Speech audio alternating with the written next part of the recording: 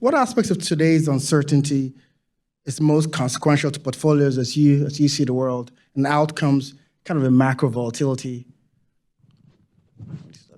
I'm thinking less about macro volatility and more policy volatility, actually.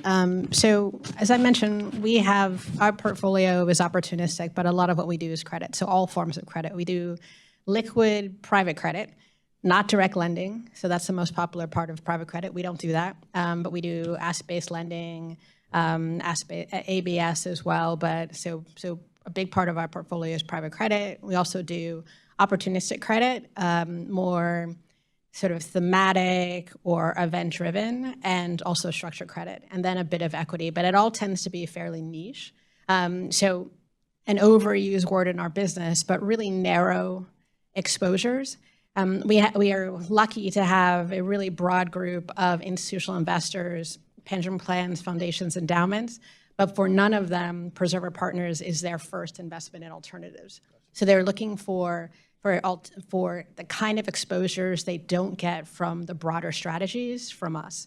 So we do things like rail cars. We invest in maritime barges, the things you see going down the river. I can see them from my apartment window in Memphis, down the Mississippi. We do short-term residential real estate construction loans in Ireland.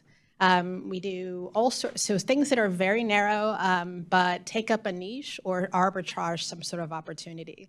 So when I'm thinking about sort of the kind of uncertainty, I think about things like interest rates. That obviously is very important to us in our private credit portfolio. So the path of interest rates, inflation, which we're going to talk about later, how inflation, unemployment, how that impacts the potential path of interest rates. That's very important to us. There's also the path of policy.